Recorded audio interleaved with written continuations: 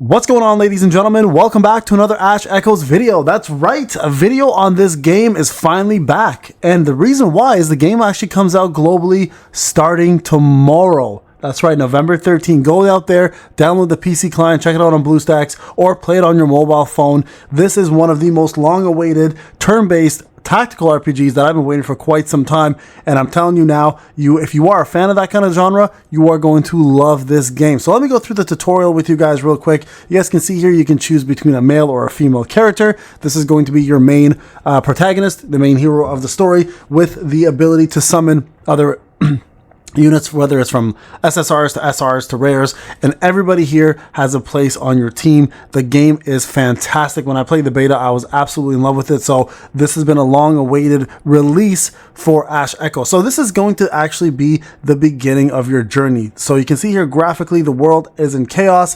Everything has been kind of going downhill. A sky passage has opened up, and then all of these things have been happening to the world, and these monsters have now come out to take over, and you and the rest of your fellow heroes units are here to stop it from happening. Okay, so you guys can see right now the hero is a little bit combobulated. This is usual typical RPG stuff. The story really isn't over the top new. There's nothing fancy about it. It's very typical Armageddon type. You are a hero from another world. You're here to stop it from happening, and you are here to do it with a slew of characters, whether they're waifus, husbandos, kids, whoever the case may be, that have all different roles and different things. So first thing you're going to do is you're going to explore the storyline a little bit. Then you're going to meet a character here who actually ends up being one of your first characters that you get. You can see she's a young lady on a call. If you run into the fleet from sea, tell the chief officer to shoot me a message once the signal is back. She's obviously in a little rush, helping some people out, and then she notices you, and she actually knows who you are. She knows who you are. I thought you got to sort it out. We're all counting you for the escort mission. You're our last line of defense. In any case, attack on the way. So why are you here again? So he's like, something's wrong with me. So clearly you have the usual typical gotcha amnesia. Oh shit, how did I end up here? Right? That kind of scenario. So you're seeing visions. The cool thing about this game, I have to say, is the bosses and the field and the way the game is structured is fantastic. Like I said, every unit has a place. There's going to be some stages where you're going to have to use range weapons because they can only attack enemies with range. There's going to be some times where you're going to need a tank to push enemies back to help you protect your seed. That's right, seed. There's going to be stages where you're going to use DPS versus healers versus supports, or a mix of all of them together. So it's going to give you a lot of tactical differences in the battle. So there's not a real meta, quote unquote, and that's what I love about this game, is the versatility and the fact that it kind of forces you to use various characters, and it's actually pretty free to play friendly from what I played. Although I was getting a little bit of advantage as being a content creator, so I can show you guys things like summons, etc. as the game went on. Right. So here you guys go. Just going through the storyline here a little bit with you. The character's trying to make sure that we go through the sky passage, and the girl's like, we're not supposed to go that way, we're supposed to go the other way. So we're kind of trying to convince her, hey, let's go towards danger instead. So you guys can see this is the battlefield. A lot is going on right now. So you guys can see these enemies. They're like little parasites, little aliens coming through. So this is this dark zone where everyone's been evacuated. We're going in to try and help pretty much push the enemies back, right? And try to take a little back of the city. So you'll see here, we're going to start using a character. Now this character is a little bit unique again. Interesting design. She's got a suitcase and what looks like a paper bat. So the paper bat's interesting. This always cracked me up as she's hitting things. This part was really badass because it reminds me of the Avengers, the first Avengers movie, where those aliens with the giant like whales come in and start destroying the city. I always thought that was really badass. So you guys can see more enemies are coming in. And right here, the sky passage is where we have to get to close it in order for these things to stop coming. And here you go. You guys can see each unit has a specific, I guess, advantage that they provide. So you can actually target enemies. You can do an auto battle as well. But she's an AoE unit. So you can see here she pretty much batted everybody away. And we're moving on down the field now to do more things. Now, again, there are various types of characters that do various different things. But you're also going to find characters that are very similar in regards to, hey, one's an AoE unit, one's a burst damage unit, one's a tank, one's a healer, one's a buffer, debuffer, etc. Right? So, and again, you don't need to have the best characters in the game to make progress in this game, which I think a lot of gotchas are now starting to realize. A lot of the producers and directors are starting to put together, and developers starting to put together games where they're like, okay, you know what? Not everybody can have the best characters, but we need to have certain characters that can do the same kind of thing, but with not as much power, obviously, right? And this is an example of an SSR character, right? You get to use her here, but she is a hard one to pull. So Mo is amazing. So she's a tank, she's a fire tank. And again, you get a chance to actually use her here and test her out so you can see how she functions and what the tank class kind of looks like. All right, so let's go. You guys can see we're moving around here. The battlefield's kind of, wide open. And this is not how, this is a tutorial. The tutorial will give you these little things. And I think it's a great way that they've done the tutorial where it's like on the ground, it's kind of signaling you where to go. And it's not just text, it's actually like graphically visible. I think that's pretty badass that they've done it that way. Okay, so there's Sue.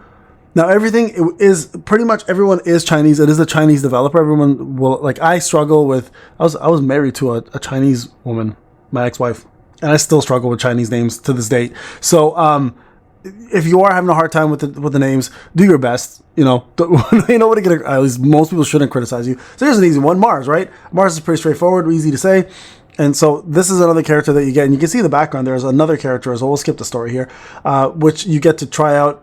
And again, some of these are SSR characters that you will have to summon for. Not all these characters are going to be free. Some of them you'll start with for free. The other ones you're going to have to actually use the gacha system. So, and again, it's fairly free to play friendly. So you guys can see here, one of the bosses just popped up, and there's an unidentified morph is what they're called.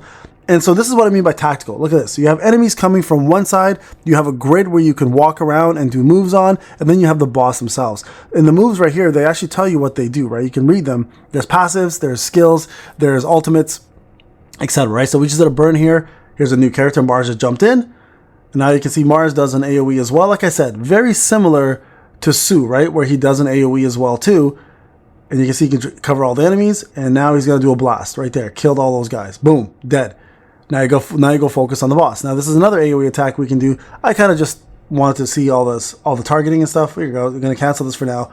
And we can just do basic attacks. Now, if you stand in the grid, see those little grid areas? That's where your attack is going to be limited to, right? So anything outside the grid, you can't attack. But you can actually move your characters around in the blue, so you can expand your grid, move your grid, and also do various attacks to different enemies based on where you're standing and what your location is, okay? So, if you are a lover of turn-based role-playing games and you like the tactical aspect of this, where you can control your characters a little bit, but also perform skills, with various different units and degrees. You can see here a summoner. We summon a healer here. So she's going to go ahead and heal. All right, you're going to see right here. There it is. So we're all going to get health back here. That's a health over time, so hot. We're going to keep focusing on the boss here, try to finish this off. And we got other units now here to back us up. Those robots, by the way, are part of our team. Here's another ultimate being done. And I believe Mars is actually a rare character, if I recall. I forgot what he was. Either that or he's an SR character, but he's not an SSR character, that's for sure. So there you go. First boss completed in the tutorial. Pretty badass fight, in my opinion. Gives you kind of the lay of the land and helps you understand how everything functions and works. And then you will just continue with the tutorial going forward here. And I already have a couple guides on this game. There's the Nexus guide. There's also a guide for summoning and how it works. The first banner that's coming out and everything. So that'll all be available on my channel. But I want to redo the tutorial with you guys so you have a good understanding of what you're kind of getting yourself into. And I think personally, this is one of the most strategically well-built strategy games. I'm trying to put all that in the proper wording, and it's actually exciting to play. Now, the auto battle is actually pretty smart, so that's a good thing as well too. So if you are somebody who likes to just build a team and let the game kind of play for you, the AI does a fairly decent job, but you always will have to put a decent team together for that to happen. You can't just put the best units you have and let it go, because again, some stages are not going to allow you to use physical melee. Some stages you need actual range units versus tanks, etc. So that's the one thing to remember. All right, so here you guys go. A couple more different cutscenes for the tutorial. And this guy's just trying to send me back to where I came from. And it's not going to happen, bro. I mean, it kind of does happen a little bit, I guess, in the tutorial. But yeah, you guys should check out the story. I mean, if you're interested in a gacha story, this is not a bad one by any means. It does kind of give you a little bit of insight of what the character's about and all the other characters that are coming along. But here you guys go. This is Ash Echoes, coming out tomorrow, guys. Go check it out. Go download it. I'll be covering this game as well too. Gonna be doing my best to cover all three games: Ash Echoes, Jujutsu Kaisen, as well as of course SLA is always going to be the mainstay. But I wanted to get this out there for you guys so you guys can check it out. Thank you so much for watching. Let me know what you guys think. I'll see you in the next video. Take care.